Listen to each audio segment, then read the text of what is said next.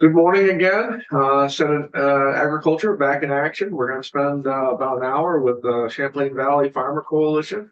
Senator Heppin and I had the distinct honor of being at their banquet a couple Fridays ago. Good group of folks. Certainly very aware of what's going on in the ag business, which is nice. Active in the ag business. And we're going to start the conversation off with Vijay Nazareth, the Executive Director. Good morning. How are you?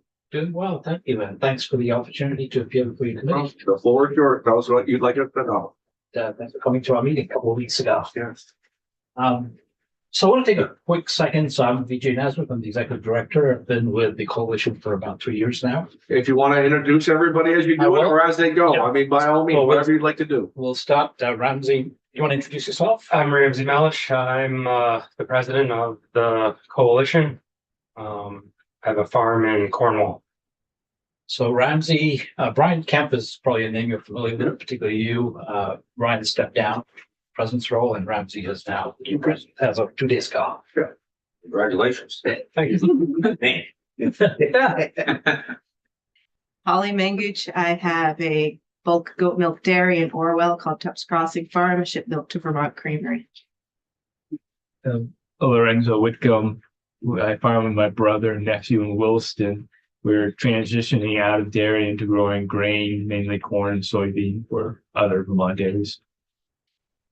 Tim Cahart Brothers in Addison, farm in a partnership with my brother. 20 some odd years with my parents in a partnership. We milk 1,400 cows covering 3,300 acres of ground in Addison. John Lucas, Orwell, Vermont. I milk 300 cows by the lake. I'm currently the treasurer of the coalition, and I ship all my milk to Cabot and Middlebury. A total different look from when we saw you weeks ago. I commented in the car. I said, "Hey, somebody shaved their head." I gotta get my driver's license updated. We just had, we spent an hour with Brad Laws from Log Agricultural Service. Most of you probably know who he is. Yeah, he was just on before you folks. So thank you. Yeah, so for those of you not familiar with us, we've got about 200 members, 130 farms, fairly diversified. We are kind of heavy into dairy, as you would expect, being in Addison County. We focus on three main programs. So water quality has been something we've been working on for 10 years now. We recently introduced a workforce development program with the high schools in Addison County, where we bring the kids out on the farm with ag. It's to address some of the labor shortage issues that we face in agriculture. And we have a new program funded by the Dairy Innovation Center to help our young farmers. So we have a cohort that we built, and we help them with grant writing, technical assistance, and other things. Because we recognize the importance that young farmers are going to play going forward, and they need all the help they can get. So those are our three programs. Today we want to focus on a few different issues, and I'm going to touch upon them briefly. Once we'll give them an opportunity to talk about their farms and what they do, and address their issues and concerns, and then we can open it up for questions as well. So the first issue that we want to address with you is the EPA directive. You're all quite familiar with CAPO permits and the EPA directive for all regulation to be on ANR. We have had a good and productive relationship with the agency BAG and with ANR for several years now. When you look at the RAPs, which you're telling me from agricultural practices, which have been in place now for almost 10 years, they've actually worked. So we've seen big improvements in water quality in the Lake Champlain Basin.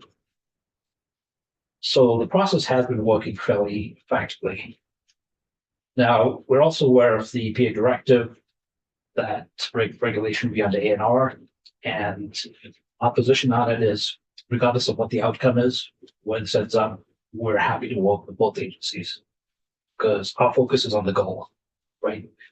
How do we make sure of addressing water quality, and how do we do it in a collaborative way? So for us, where it ends up is less important than all of us working together to achieve those goals. We also want to talk to you about the Neolix bill that passed last year. And if you're familiar, you remember our testimony from last year, we took a sort of a pragmatic, balanced position. And we supported the New York law, essentially, which is pretty much what Vermont passed as well. That being said, I want to express concerns about the availability of seed because we don't have a lot of good information on seed coming in, alternative seed. There are many, many varieties of neonic seeds that farmers used, and we don't know what quantity, what varieties are going to be available, what that gets in. So there's a lot of concerns, a lot of uncertainty out there, of apprehension, I would say, a lot of farmers. We're also concerned about the exemption process. And there's a lot of research being done by Steve and Heather Darby and others to identify the risk factors that go in to the exemption process. But that's something we are going to pay very close attention to because we want to make sure that if risk factors are high, farmers get an exemption if they need one.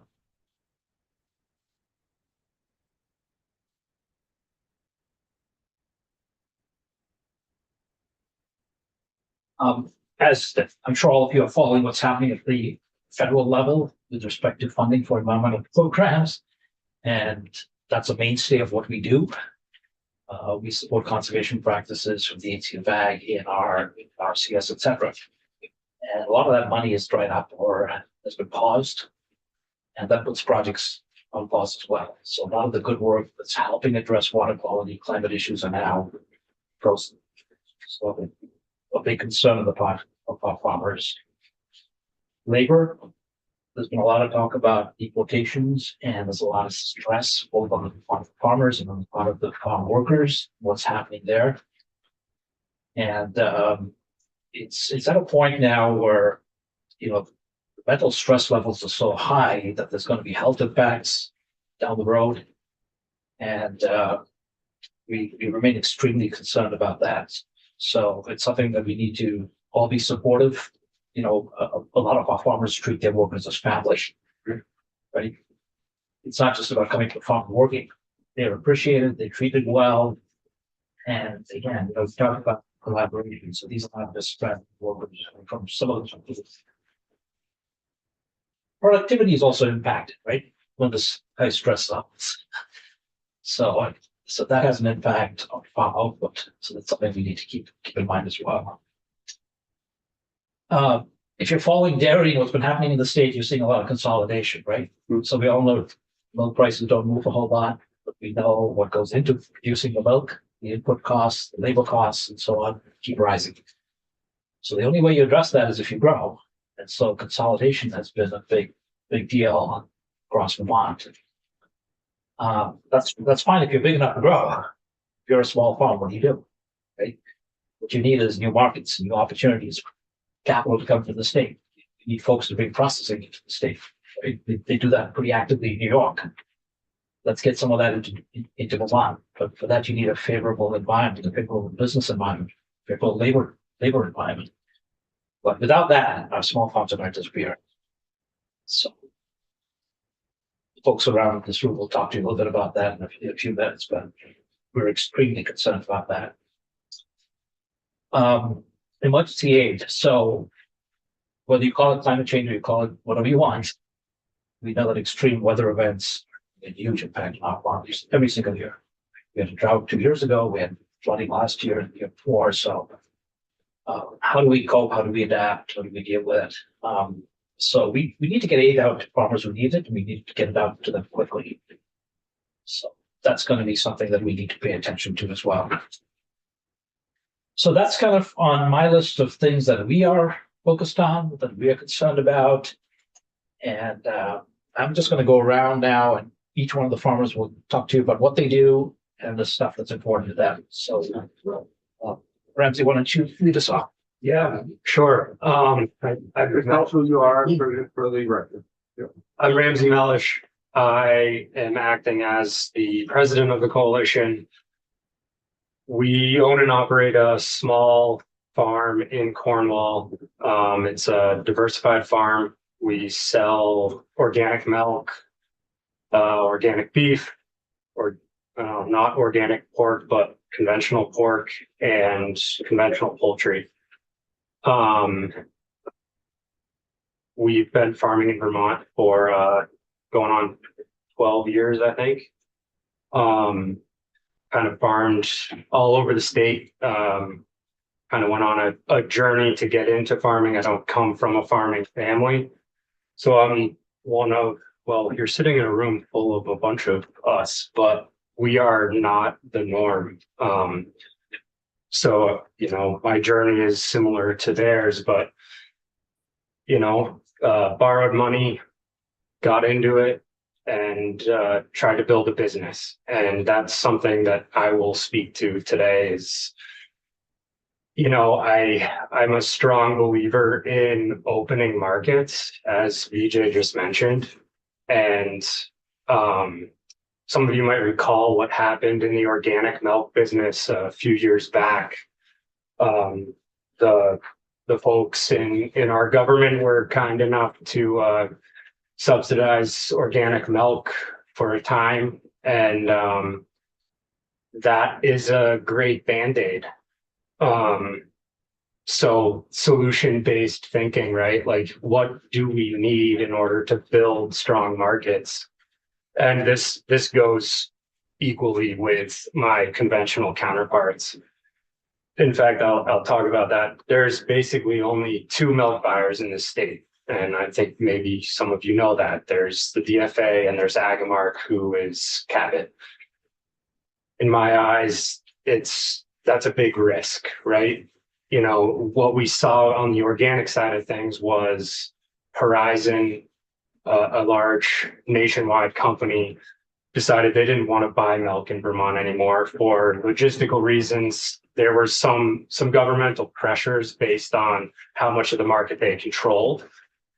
But for those reasons, they decided not to purchase milk here anymore. And so the industry consolidated even further. And that's kind of something that I've been thinking about, and we've been discussing a bit amongst ourselves.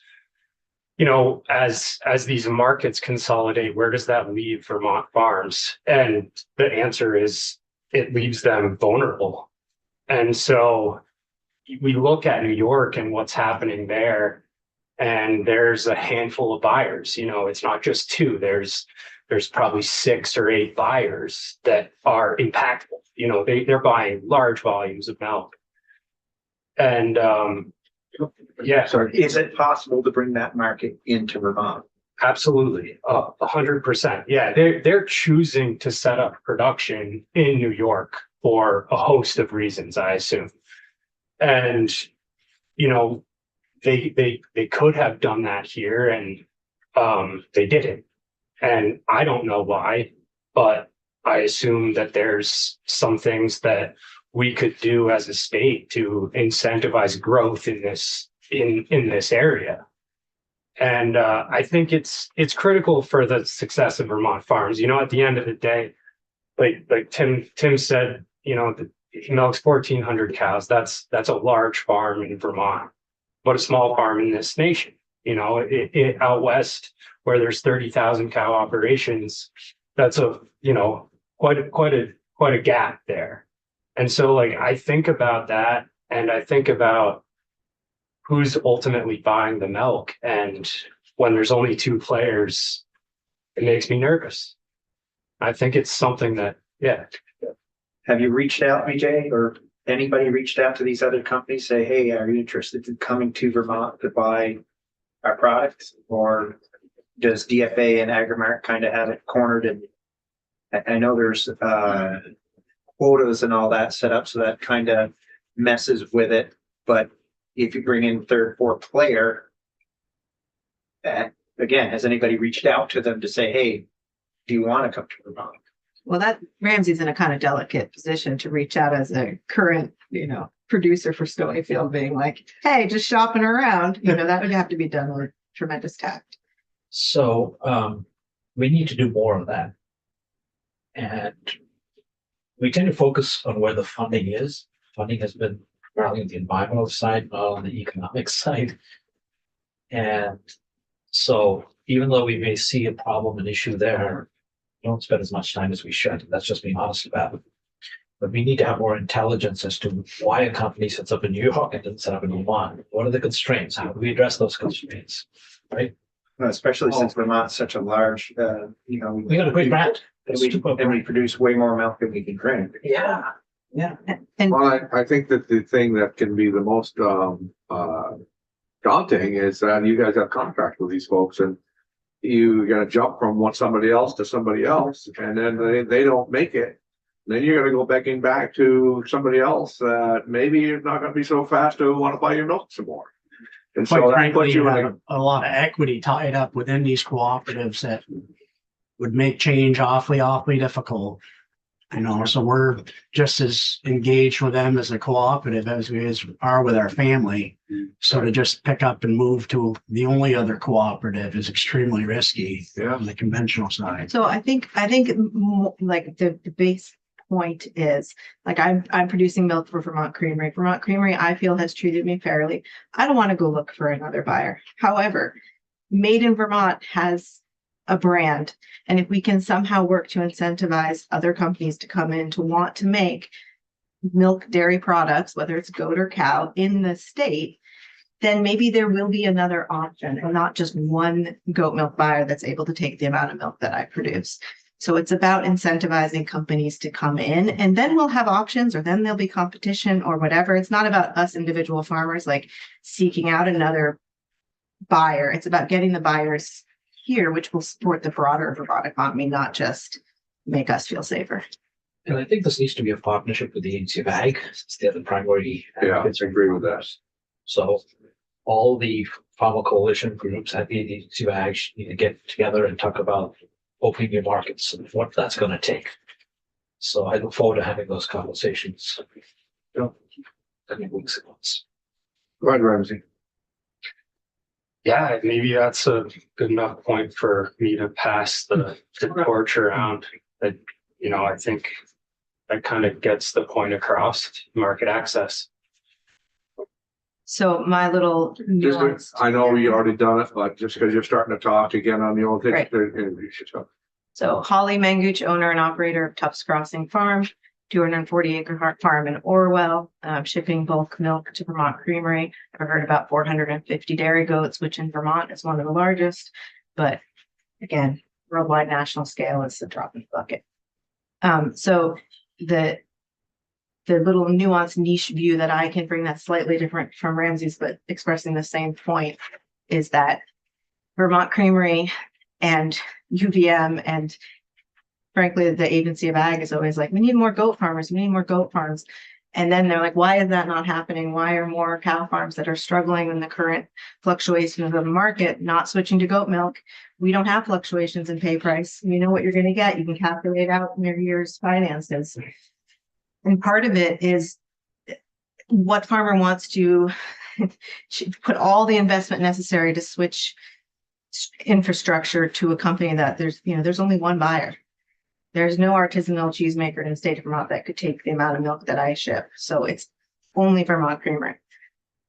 And I think most people maybe have to be larger than my farm to stay in business. And who's been putting the most pressure on you as far as to make more milk holidays? Is it the state, or is it I'm maybe to put pressure isn't the right word, but it's encouraging more goat farmers. Is it the creamery that's putting that ask out, or more of the state because it is both, I think.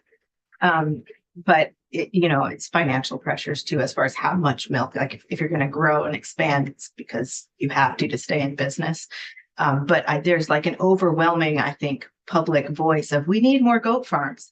But then it's like you need to take that conversation a little deeper and figure out, well, why are that more? Traditionally, folks that come at it from a cow background, which I did, and which the other larger farms did, have the most success because they understand the financial model, they understand dairy, and so they're successful at making the switch. The folks that come into it like, oh, goats are cute, they have a rougher time. And so one is education and building that support network, and one is access to market and making sure that you have a buyer, and that Vermont Creamery's the only one, is actually here to stay, and also is, they know the cost of production and they're keeping up with the cost of production and making it a fair switch. So it's a lot of things, but the pressure is just coming. It just seems like it's in the air. Like we should all move to goats. And it's like, yeah, great.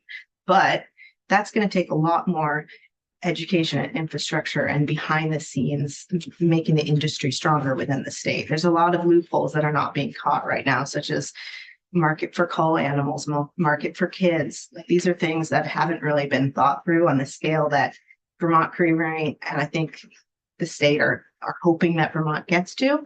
Great, but there's some more thought that like behind the scenes that has to make sure we have all these like channels built. So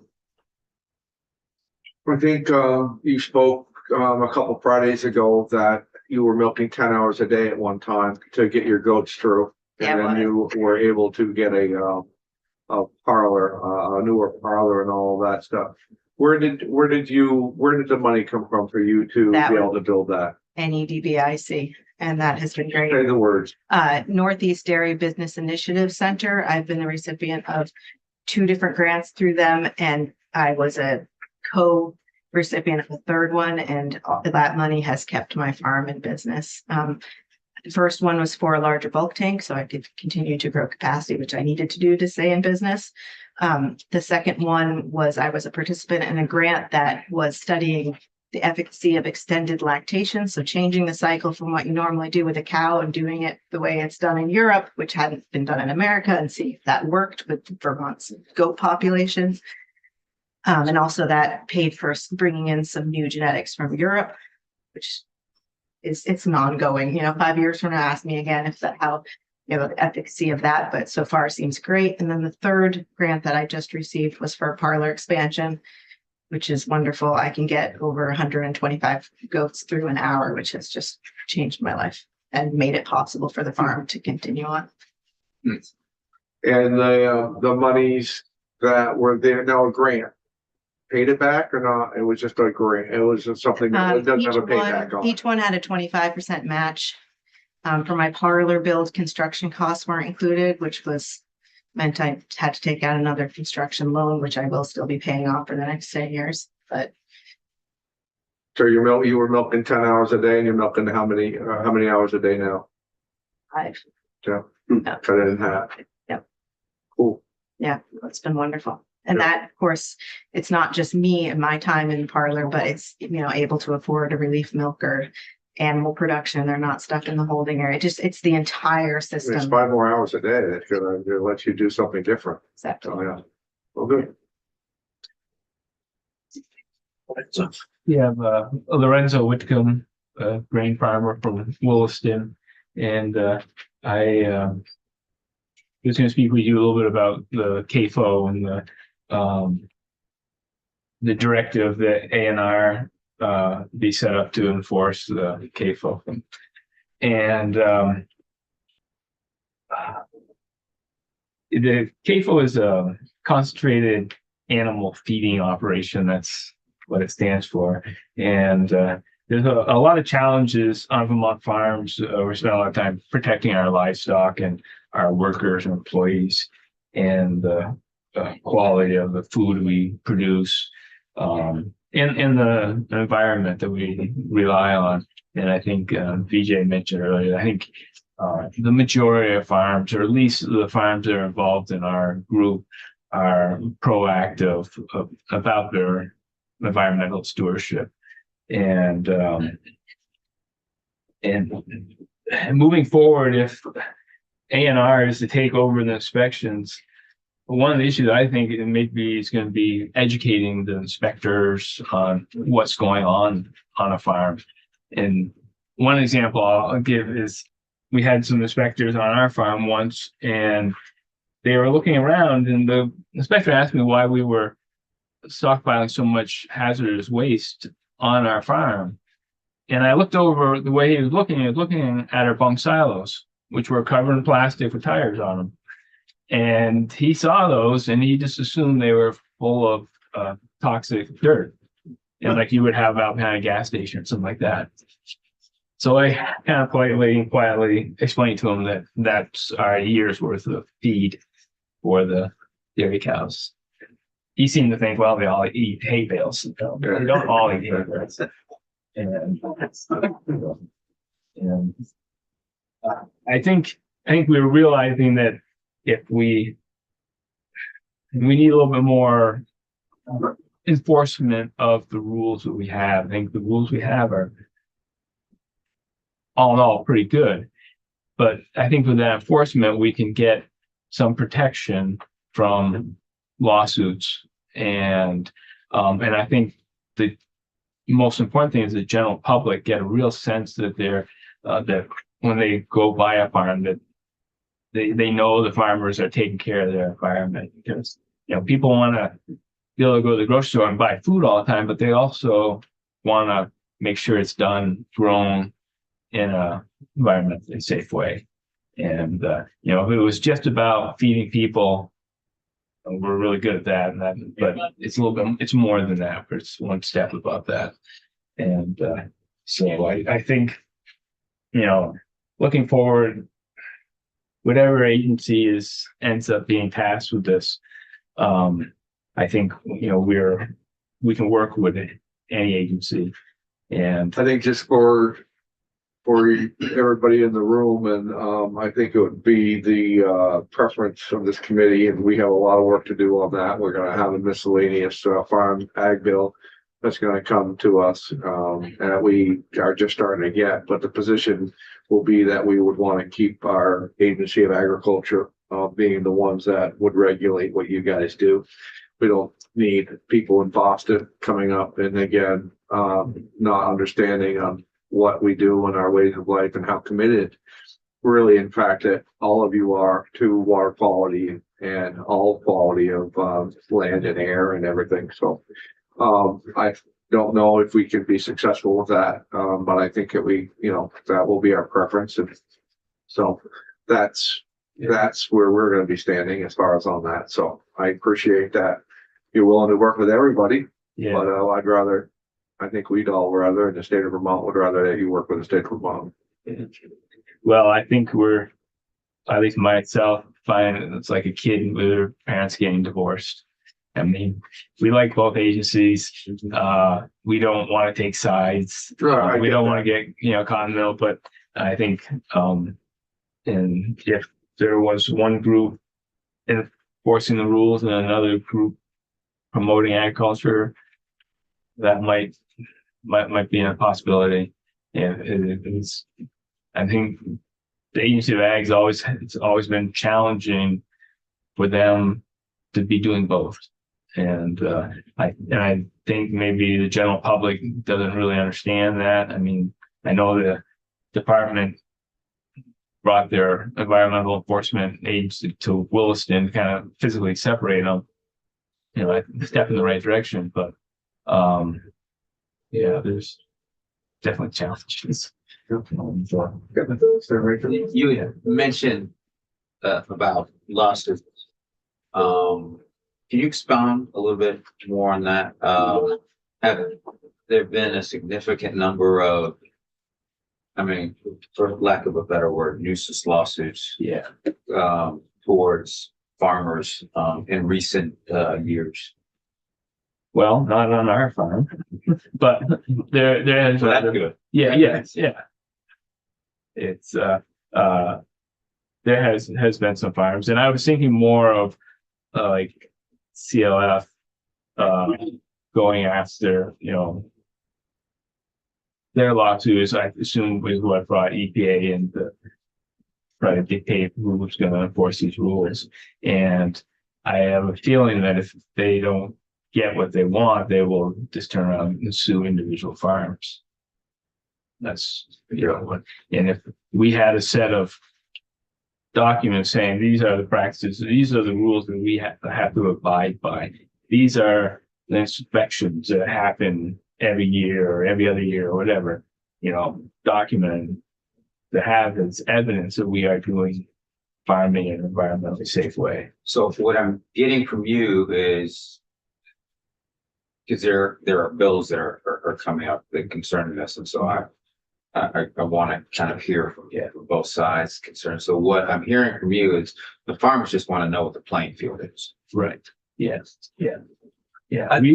We've worked with required ag practices for 20 years. Yeah. I mean, so I don't see a lot of difference on the farm. I think there'll be differences in, or like boots on the ground. It's gonna be paperwork part Mhm. and, documenting and maybe who's visiting the farm. I think it would be relevant and maybe my responsibility to say that one of our members was sued a couple of years ago, and that farm, they lost that lawsuit, and Who they, your member? yes. Okay.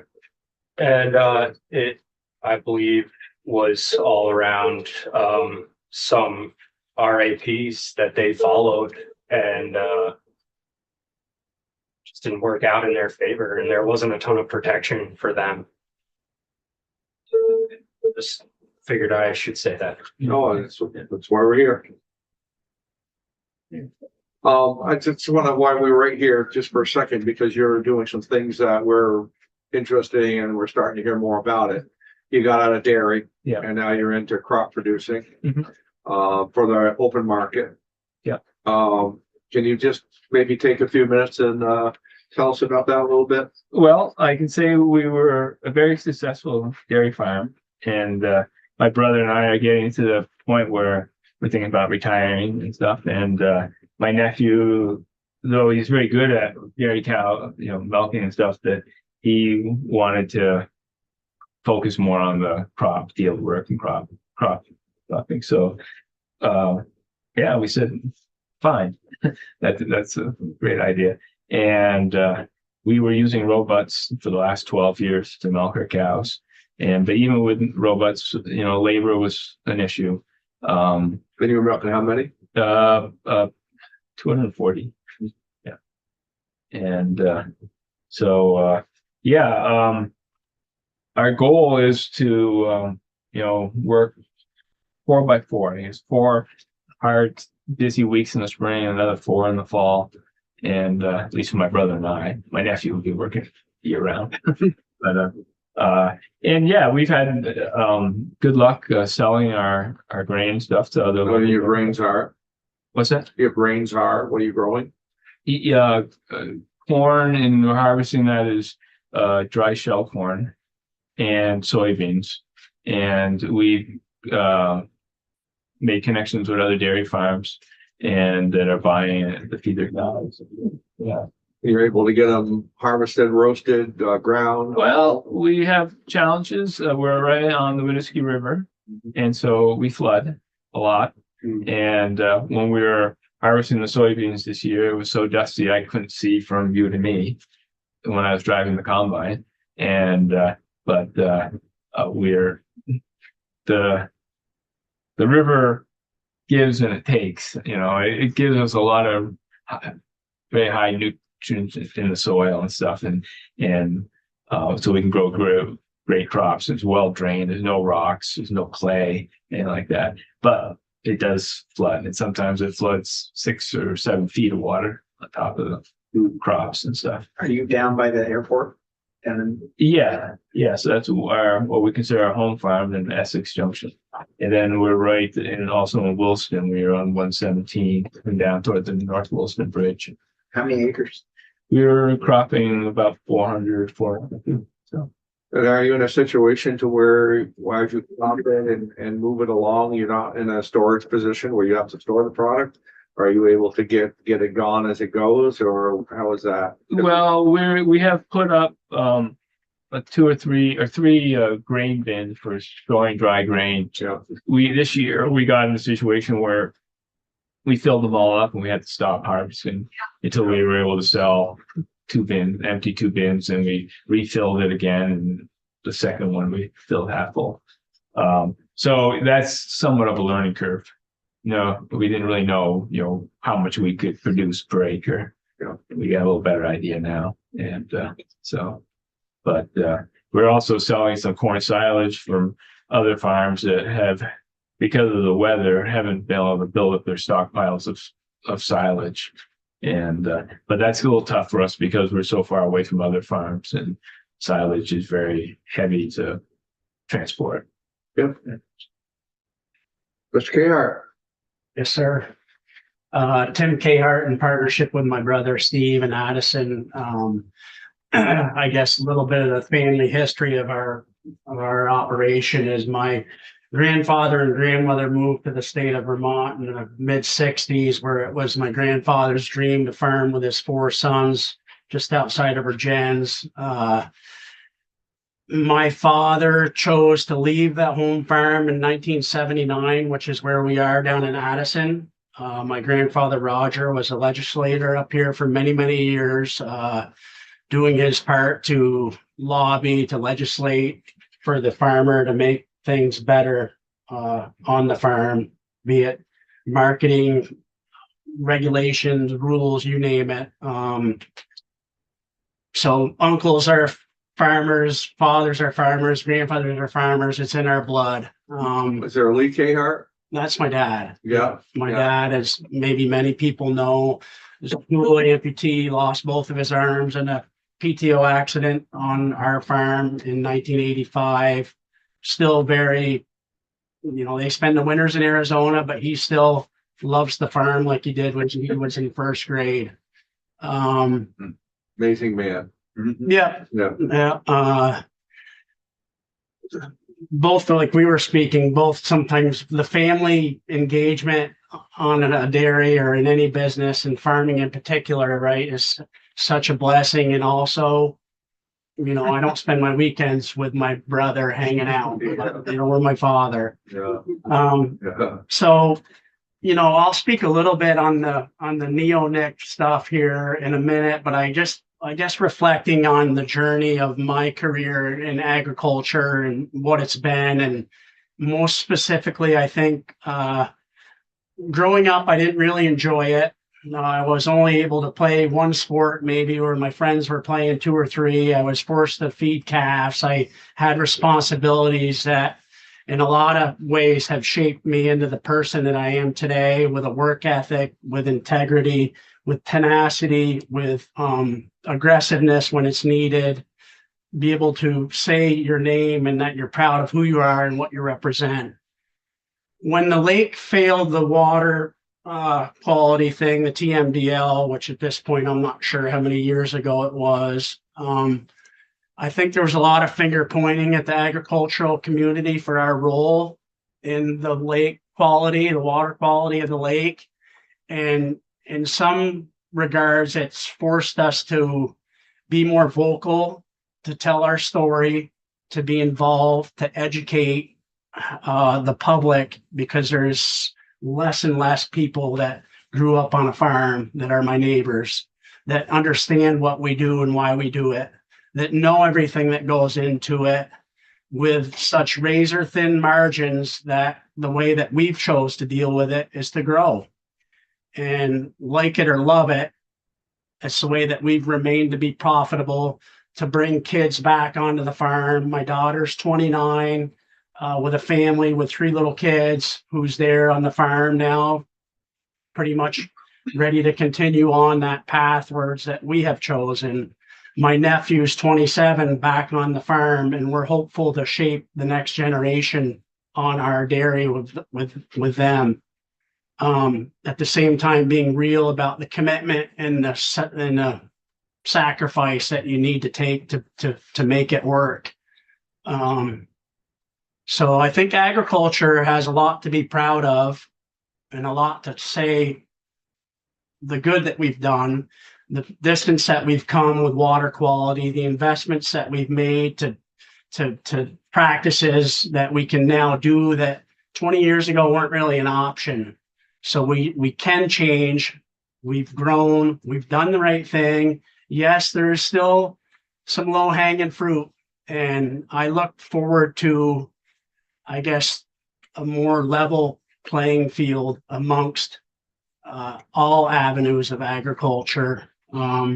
Spoke a minute ago about grants and subsidies and things that we need to survive. I wish nothing more than we didn't have to have that be a part of my business model. I really do.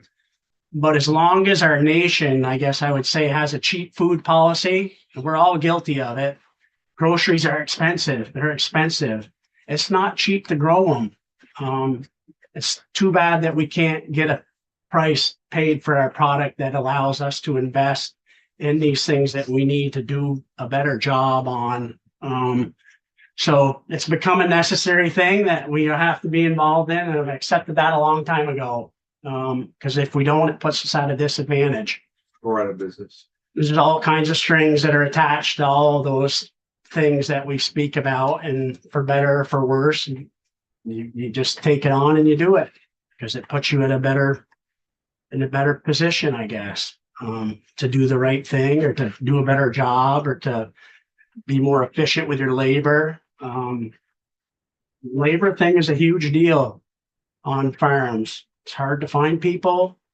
And right now in the current climate with the current administration, be it to the left or to the right, wherever anybody stands, I wish there was more middle ground, right, for the common good.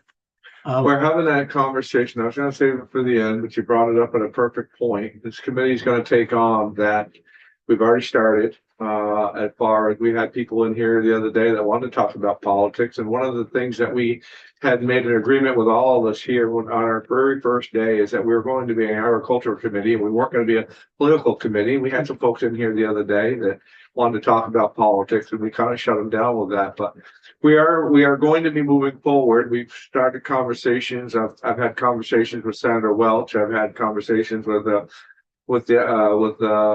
governor's people, not the governor himself, but the governor's people, just to let them know in what way that we're going to be, so we won't blindside them. But we're going to start the conversation of a guest worker program specifically for ag within the state. As you know, it's federal stuff, but I know this. We don't get anywhere if you don't get the people closest to you interested in that as well, which is you folks, which we know the need is there, but also the state in itself. So you're going to be hearing some noise from that. I don't know about how successful we're going to be, but I think we're going to make a stab at it and a commitment to it, and we'll see where that ends up. But we're hearing you. Yeah. We certainly know, and on the other part of it as well, not to be on the soapbox of it, but the people that are here, we know they're here. We got their kids in school. Mhm. We know they're here, and they're keeping us alive. They're filling the jobs that nobody else wants to come and do. Mhm. And I don't think it's really fair, no matter where you stand on it, that those folks go to the grocery store to live their lives and all of a sudden don't come home. So we want to make some noise about that. Yeah. No matter what you believe, some of us believe that, that they should be here, we should know who they are. And some people believe the other way, but we're going to be like you, like your committee, and we're going to stay neutral on that. And we're just going to try to do what's best for Vermont farmers and try to bring something to you as a committee who is an ag committee. So Much appreciated. If I can just add something very briefly to what you said, and I appreciate everything you said. We all have to set aside labels, political labels and other labels, and take a problem-solving approach. right. Right? What's the problem? What are the solutions? How do we get to where we want to go together? So if we take that approach, we'll all be better off. Yeah, and I think we agree with that. Yeah. I think we do. Tim, you're going to talk about neonics. Yes, I guess, just knowing what I do know about the bill that was passed, and I guess, concerns of, I guess, one, the application for exemptions have the requirements been met, and they makes me a little bit nervous as far as having flexibility when I need it, when cards are played out. And we need to react faster than maybe the exemption process would allow us to react. That's one concern I have, and just the overall availability of the seed. I believe the seed companies are going to be able to do what they say. It's a question that we have when I sit down every year and talk with the seed salesman guy, like, okay, here's what we did last year. What are we doing for next year? And let's now talk about this layer of the neonic ban and what it means to me for forage quality, for agronomic pests that happen, for weather situations that come like they do. So just I understand that in the legislative world, things need to be black and white, but flexibility is important. at any given time. Yeah, I'm not, to be fair, as confident as you are that the manufacturers are gonna step up to the plate. Yeah, I would use the example of supply and demand earlier. We're so small that we don't really, we're insignificant. Yeah. To the big manufacturers who fairly, bottom line is to make money. And so they got to stop everything and retool to manufacture non-treated seed. I don't know whether we're going to be able to meet that by 29. And even if you add New York and Vermont together, we're just a little tiny bit of their business. yeah, I agree. Yeah. And Tim, what the seed makers say? Did they indicate? I keep getting reassurance that they're gonna have seed that's available. You know, there's other things that are being looked into. I mean, I don't really know what I have to say or do in the whole situation. I'm looking to buy a product from one of 3 companies that sell products that I need. So there's been some reassurance in that. You know, they'll often point to Canada and that the seed that's north of the border. Different soil, different Yeah. world. Different pests. And even if you are able to get the seed, you may not get the varieties that you use. Well, and It's a very important point. it is. So the Yeah. day of growth and all of that, I Yeah. mean, it's all different. It's all specific to the areas where Exactly. you're at. Yeah. We should see if we can get some into testimony. Yeah, we will. Yeah, yes. Tim, you'd mentioned your business is family, and then early on in your testimony, BJ, you talked about bringing young people on into agriculture, and that's one of the things that, quite frankly, I worry about is our young people getting into agriculture. Are there any plans that we could possibly facilitate having agriculture as a part of the CTEs and our school systems? Because I know, at least in Windsor County, they aren't. I'm not sure about Addison, Bennington, but I think it's important because we are an aging population in Vermont in particular. Some people want to retire, and I want to be where you are. I think it's important to get who are our next generation of farmers, and how are we going to get them excited about agriculture. Once, full disclosure about being even in this committee, I was a little apprehensive about it because I did not know. But once I was in, I don't know how much you want me on the farm, but I'm excited about advocating for our farmers in the state, and that's important. Yeah, and you can't assume that just because somebody grew up in a farming family, they're going to pick Yeah. agriculture. Today, agriculture is competing with every other field out there that are paying people well, and kids want to do well, even if they love agriculture. Mhm. So those are the choices they're faced with. So we can't think of agriculture. We have to think about it and say, where are the opportunities? How do you make it attractive? Can you make a career? Can you, make a livelihood out of it? Yeah. And that's very important to think about it that way. I want to get John in. Yeah. So John. I'm sorry. No, you're fine.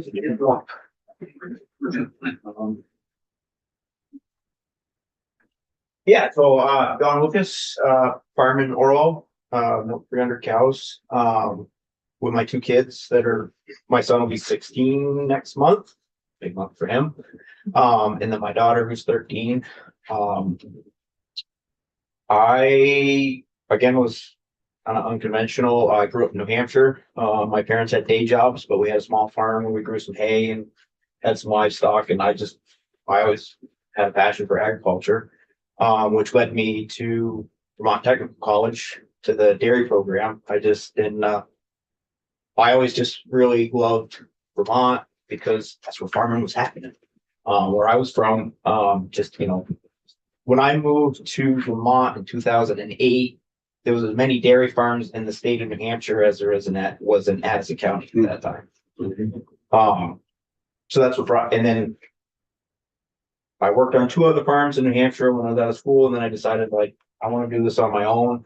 And Vermont was really where I wanted to be and specifically Addison County, because that's where farming was happening. That's where the dealers were. You don't have to drive an hour and a half to get a part. for a tractor type of thing. So I ended up,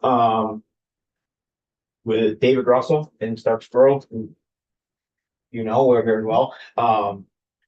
Steve and I have milked cows together a couple times. I did basically, I worked for Dave for a little while, and then I bought his herd of cows. I rented that facility.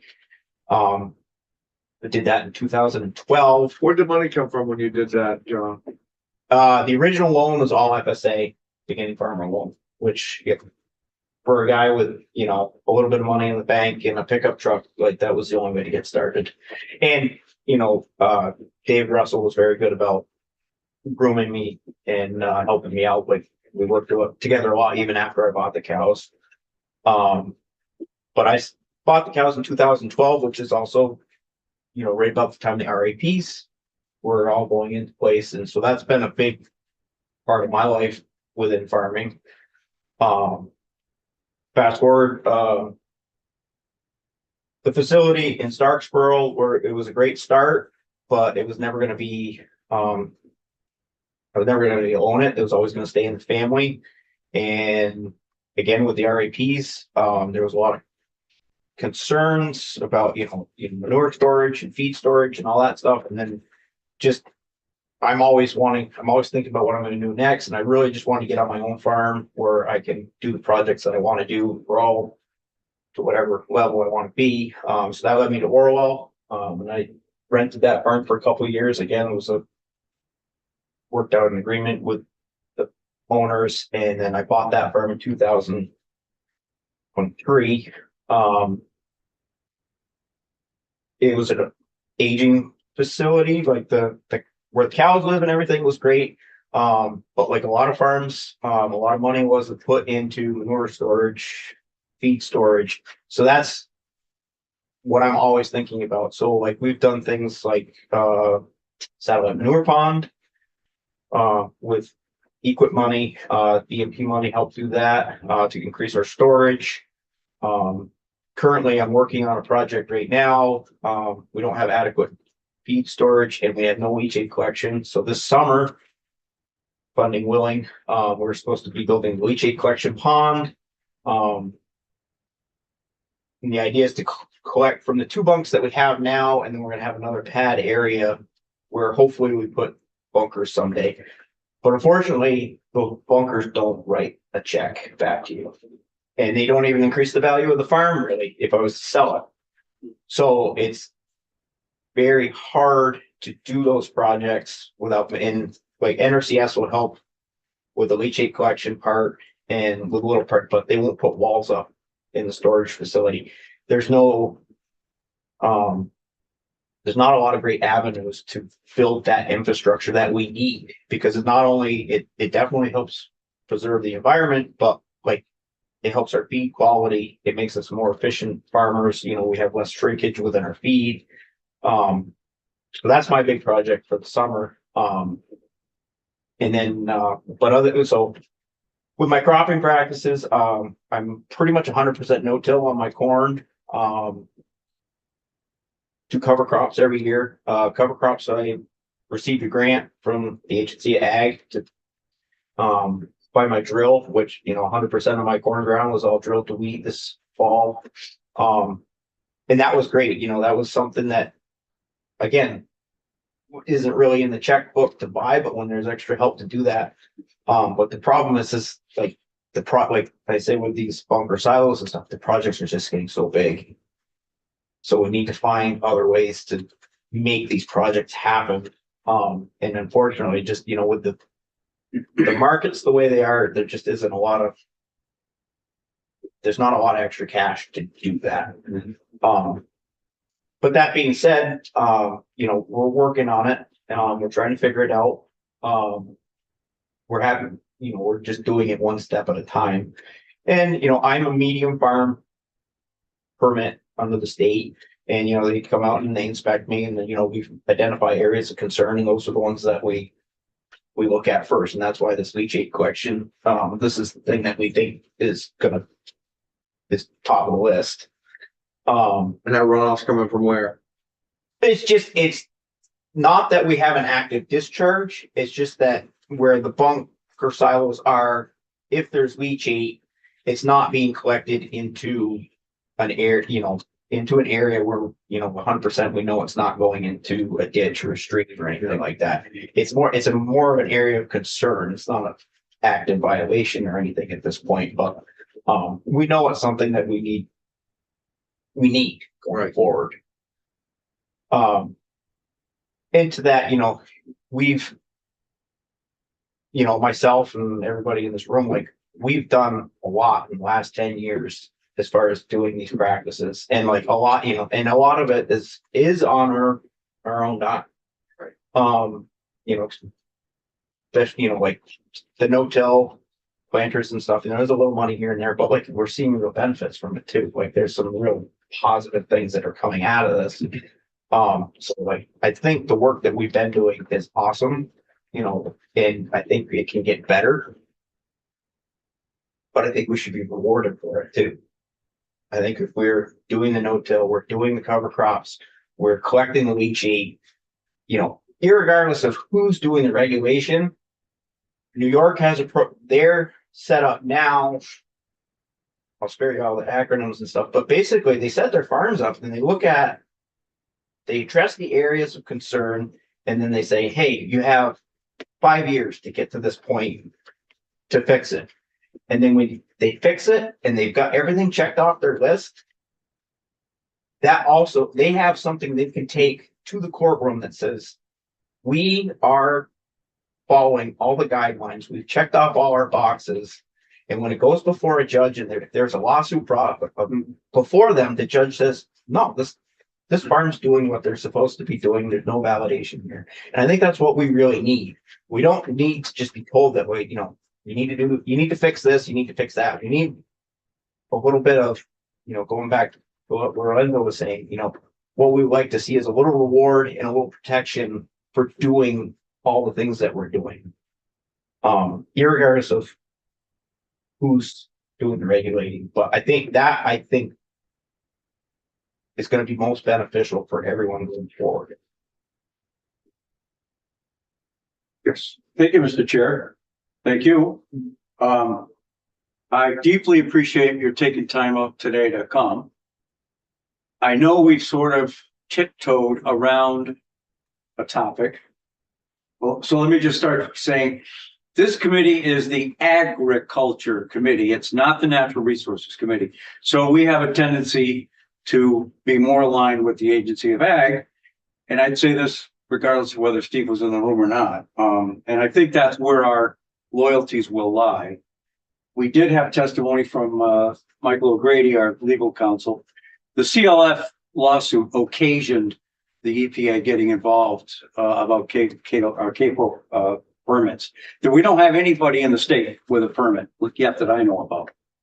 Yeah.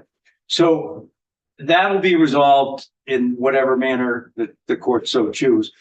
But the clear indication to me, I better not say it's clear because Michael O'Grady might disagree. It looks like they're probably going to go with ANR in terms of interaction. I'm hoping that at the moment, from what I understand, the point source is one thing, the non-point is the other thing, and ag regulates one of them and ANR the other. And that's probably the way it should be.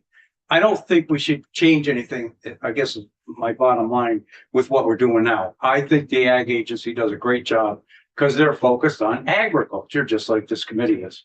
So I'll just let that go. But we did hear testimony from both Bob Gray and Bill Rowell earlier this week. And for those of you that are still into dairy, it seemed like on a national level, the federal milk marketing order is now going to take instead of the average of the 4 milk classes, it's going to take the higher of them and then add that together, and that'll be the 100-weight price. So to me, that's good news if you're in dairy, because it's about 21 and change right now. I think 100-weight, something like that for a fluid, a class 1. And I could see it going up to 23, 24, maybe. I think we had in 22, we might have got to 25, something like that. There's a margin, and somebody talked about that real razor thin margin, and it is.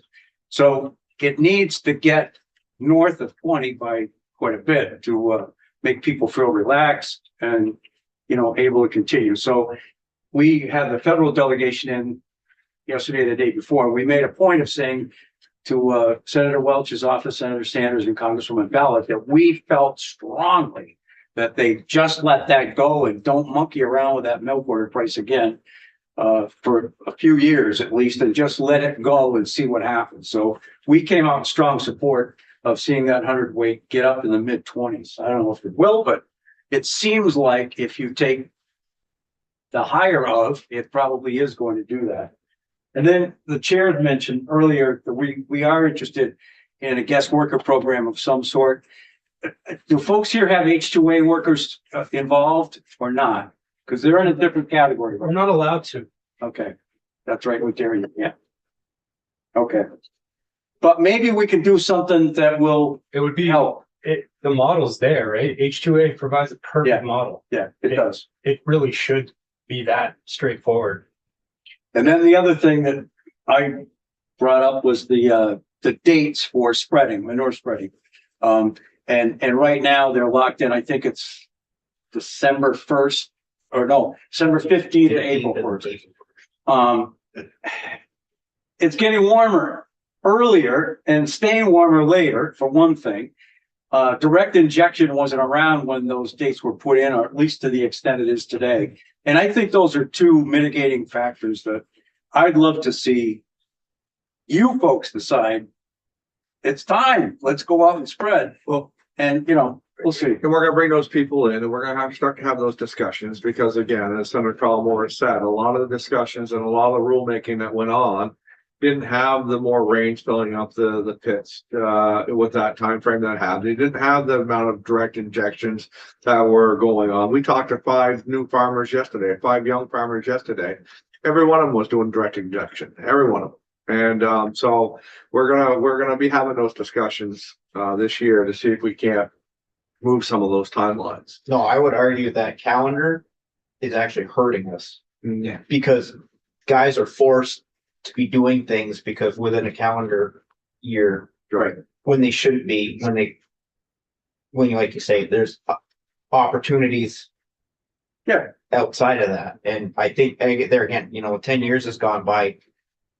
Farms are really cognizant of this stuff and really doing a lot of good things. And like whoever threw the dart and picked those dates, that's definitely the first thing I would. Well, I think there's another, oh, go ahead. No, go ahead. No, go ahead. It's on a different topic, so. Okay, well, I think that, I think just to have that date is wrong because the state's so different. Chittenden County is different than Orleans County. And the weather's vastly different. I mean, it really is. I mean, we could have 2 feet of snow and you guys have nothing. Our Chittenden County areas, Lake Champlain Basin farmers have nothing. So, but anyways, go ahead. I acknowledge, I see what time it is, but just to touch back on what Senator Major was speaking about education. I'm a native Vermonter. I grew up in Vermont. I went to college. I left, came back.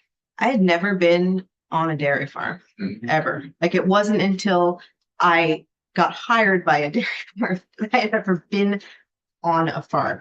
I grew up in Chittenden County not knowing that those silage bunkers had food in them. Thought they were full of shit. Like the level of the disconnect between the average Vermont school child and actually the environment they live in is really deep. And yes, in Addison County, we have a wonderful ag program at the high school with the Hannaford Career Center. Yeah. But really the kids who are going to be going there maybe are already interested in ag, have some acknowledgement and family history with it. We want to touch all of the Vermont kids. We want to have, if it would be great if every 18-year-old in Vermont had at least been on a farm and had some appreciation that they knew where their food came from. I think that would really change. It might be the first step to making people be okay paying more money for their food. Might make them a little bit more aware where their food comes from, right? Yeah. Well, we're over our time a little bit, which doesn't bother us too much, but we have to be on the Senate floor at 11:30. So, go ahead, please. I like your new paradigm. Just quickly, any closing comments? VJ, would you like to have any closing comments? No, we just appreciate your time and your interest in supporting ag. Yeah. It's really important to us. And I know I'm very relationship oriented. I'm sure the rest of these folks are as well. We don't have to have a formal meeting. Happy to meet with you one-on-one anytime you want. Either you come to our office, we come here. Yeah. We're coming to the farm. Well, yeah, Yeah. and I'll say this, the door's open. We need to hear from you. You guys are the ones that's doing it. And I'll tell you, Senator Major really followed it up. Kind of with what he said about, he was a little nervous about being on his committee, but we are committed to agriculture. We are really are. And I hope it comes across in that way, just of what we're willing to dive into and what we're willing to do. We listen, we want to know, the worst thing in the whole wide world for us to be sitting here, trying to make decisions based on what we think we know versus what was really out there. So, information is key to flow back through here. We're listening. If you think we need to hear more from you and you need to get back in here, please let us know. Our contact information is all over the web. Let us know. Appreciate it. That's very, thank you very much. Appreciate all of you. Thank you. Who injects as well? You did it. Yeah. All of our fall manure is injected. I would say that like the incentive or the way that we're compensated through state and federal dollars to inject, don't come close to paying